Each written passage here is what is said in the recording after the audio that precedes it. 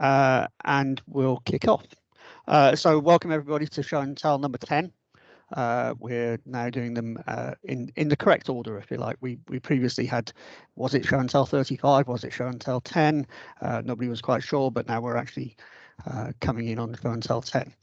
I'm going to quickly take you through the purpose of the show and tell and a little bit about what we're how we're approaching our work and what we're doing, and then a number of members of the team will take you through some of the specific projects that we've been working on over the last 2 weeks or so.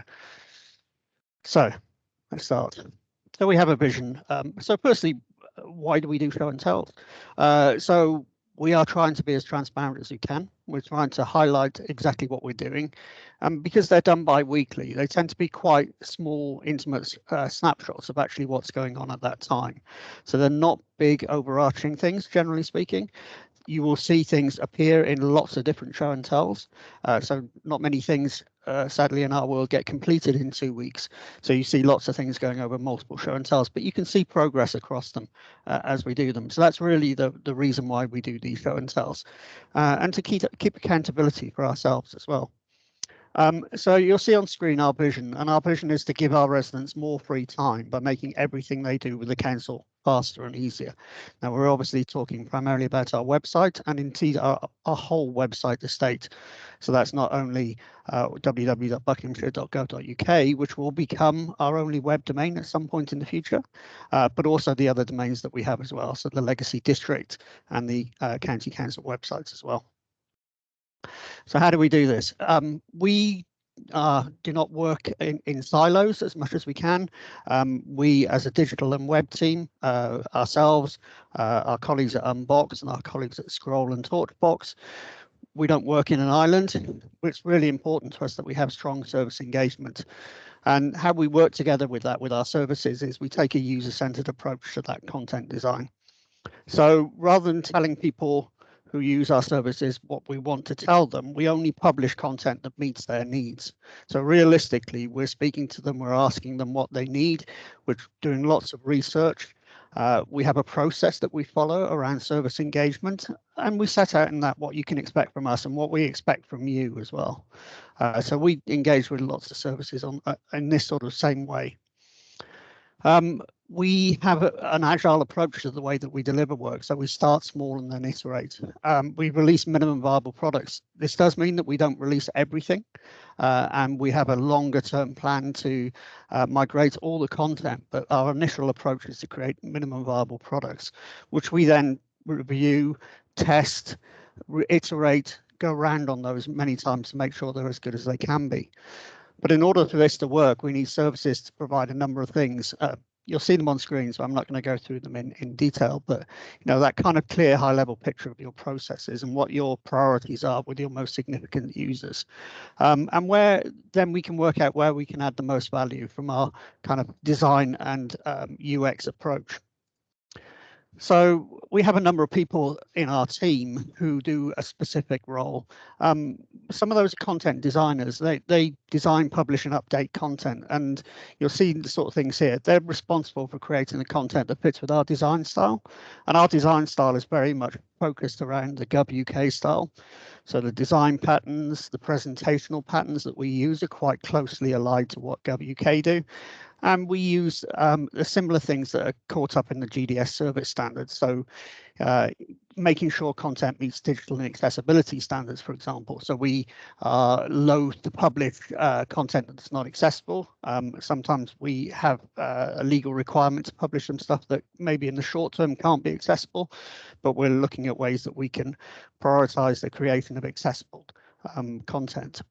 So those content designers, and then we have product owners, and this product owner is a role that sits internally within the organization. And when we engage with the service, we identify a product owner who can be that single point of contact for other stakeholders and subject matter experts. They don't necessarily need to know everything, but they need to know who knows everything.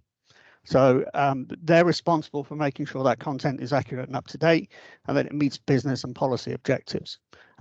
Where we have seen where this process works the best is where you have a strong product owner that we're able to engage with on an ongoing and regular basis.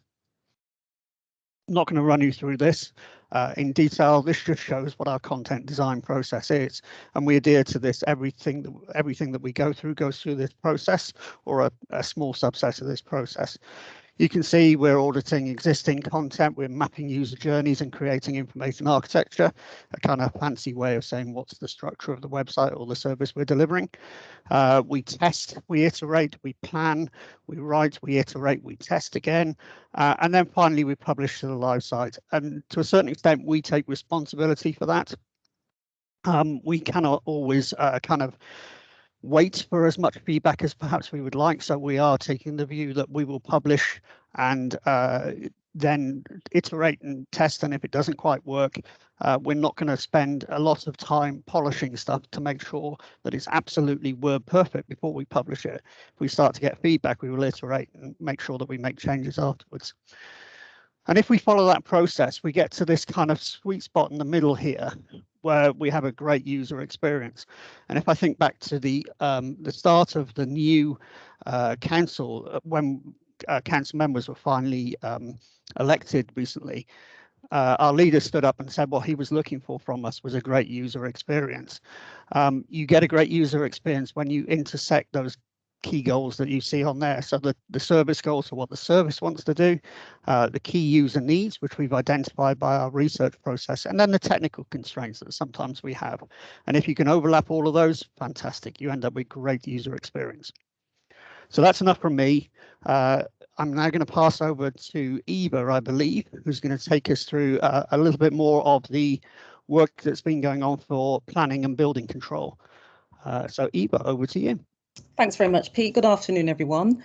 So yes, we've been testing again. So I'm just going to run through a couple of the things that we've been doing over the past few weeks within planning and building control. So we've tested 2 journeys, planning and building, have your say, which includes commenting on planning applications, and building or improving your property, which again includes several journeys, such as applying for planning permission, checking if you can work on a tree, and demolishing a building. So they're the 2 journeys that we were testing. Next slide, please, Pete. So we created prototypes for those journeys. They enable us to see what the pages will look like once they're in situ on the website. And it also means that our users have the closest experience they possibly can to the brand new website. The links are interactive, so they can click on them, they can go through to other pages, and they get to see the content that we're proposing for these new user journeys as well. The content has been created following our guidelines. As Pete mentioned earlier, we follow gov.uk standards, but we also have our own internal Bucks standards as well that we follow. And also they follow the user needs that we've identified as well, as closely as possible, to ensure that we're creating journeys that are going to meet the needs of the users that come to the Buckinghamshire website. We've redesigned the information architecture, and that's really just the actual structure and the labeling of the various pages that you find within certain sections of the website to make the layouts clearer. And so all of these are the things that we were actually testing in the journeys. Next slide, please, Pete. So our test objectives were very clear. We needed to see if users could understand that they could influence planning and building works by having a say. And also if the journey helped them to understand how they could do this, how they could comment, and what they can report on as well. So they were the test objectives for the Have Your Say journey. For building and improving your property, we wanted to see whether users were aware of what they needed to do if they wanted to build or make changes, improvements to their properties.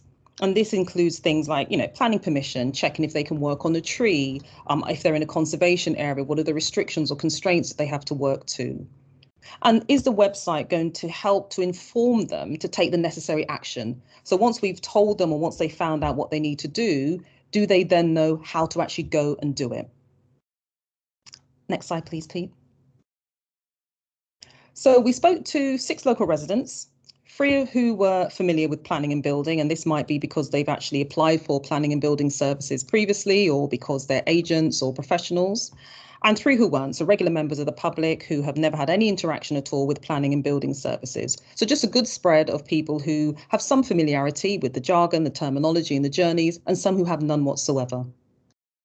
The sessions themselves involve an interview. So Caroline, my colleague who runs the user testing sessions, will ask them a number of questions. about their level of interaction or knowledge of planning and building, their technical abilities as well, and followed by some tasks. So asking them to follow a journey and watching what they are actually doing on screen. The software that we use enables us to actually observe the user finding their way around the website. We ask them to think out loud, so to tell us what they're doing, why they're making the decisions that they are, so that we can understand why they've decided to click on a particular link, if they're experiencing any kind of difficulty finding the information that they need. Each session lasts 45 minutes. We record it. It enables us to be able to go back and look in depth at the user research session, to make notes, to collate the findings. And also, if any of our colleagues working on the same work stream as us are unable to attend the sessions, it means that they too can go back through and have a look and learn from the findings as well. Next slide, please, Pete. So we're currently looking at the findings. We'll be holding a workshop, an internal workshop within our team next week to discuss the findings that have come from the research, but also, and importantly, to look at the solutions. After that, we'll then speak to members of the planning and building teams to present the findings to them, our recommendations, but also to agree with them, to collaborate with them on the best way forward, to get their input and their ideas about how best to use the research findings to improve the journeys and to improve the service overall as well. We'll continue to refine and improve the prototype and continue to build more journeys as well within planning and building that will also be tested with users. And then we hope to be able to do mobile testing next month as well. And this is important because so many of us use our mobiles to interact with online services. So again, it will give us another layer of data that we can that will help us to improve the journeys and the website that we're building. Great. Thanks very much. Thank you very much, Eva. Some really good stuff going on in planning at the moment. I've been really impressed with the engagement that we've had from the planning team. So if there's anybody from the planning team on the show and tell, kudos to you for that. I think it's been a really kind of good working process. Okay, up next is Tom, who's going to talk to us a little bit about the work that's currently going on in client transport. So over to you, Tom. Thank you very much, Pete.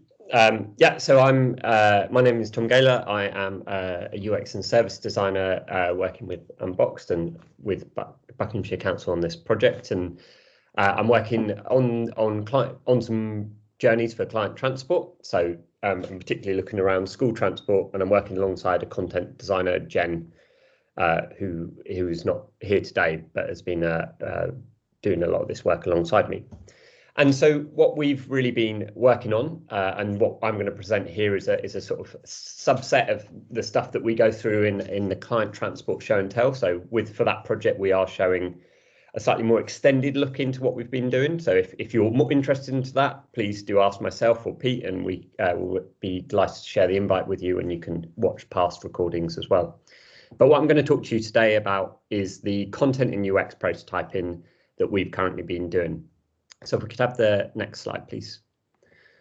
So we've been looking at 3 journeys, and these were defined, and we explained this, I think I explained this maybe in the last show and tell, that these were defined through looking at various sources of data, from stuff we'd collected through interviews directly, and also data collected through contact us forms and complaints and stuff like that, to highlight what were where high volume of traffic was going and where lots of issues were occurring. And we thought these where we could deliver the most value in helping it maybe improve and redesign how the content was presented.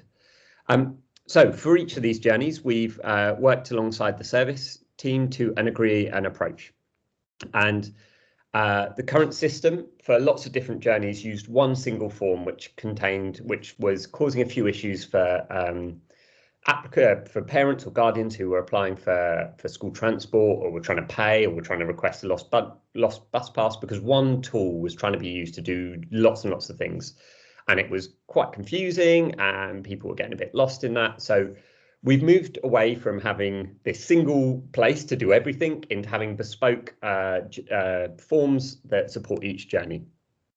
We've been looking at adding further notifications. So, for example, this is the spare seat scheme. So this is a service that's offered by the school transport team to When they provide free transport, as they required by the obligations under the policy, there may occasionally be spare seats on the service. So they've got a bus with 20 seats, and so many of them are taken up by those who are eligible for free transport, and there may be 3 or 4 that are left, and which can be paid for by parents who are not otherwise eligible for free transport. And one of the things we've been looking at for this journey is how we can improve notifications. So we uncovered there was a user need around really being able to know what's going on. Due to the way the scheme runs, there's periods of time where the scheme is open for applications, and there's a prioritization process that happens at the end.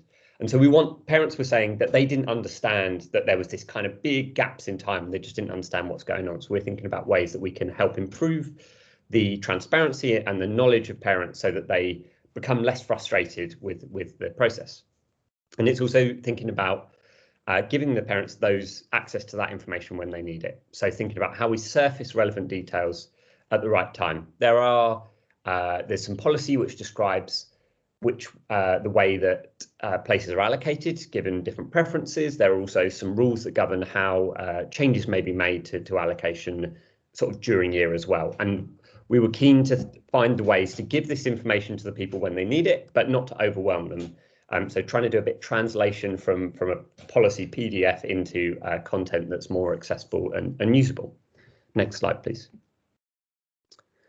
And so what we've been doing is we've been building a prototype of this. So we've been using what's called the content prep server. So I think Nick, a couple of show and tells was demonstrating how this would work. And this is the first time we've been able to prototype directly into that. And what that means is when we share prototypes with people, it looks exactly like the live site, but it has new content. And we can do things like start to connect the content, which will be on the website, with examples of how the forms look. So the forms for client transport are currently provided through FirmStep, and we've been able to prototype these using a tool called Figma. And by using web links, we can go from the content prep server into viewing these prototype forms and back again as we like. And this is really great because it gives us the ability to see the end-to-end journey as the user would and share that with users for testing, and also with the service area for them to be able to tell us if there are any factual inaccuracies or help us best use their knowledge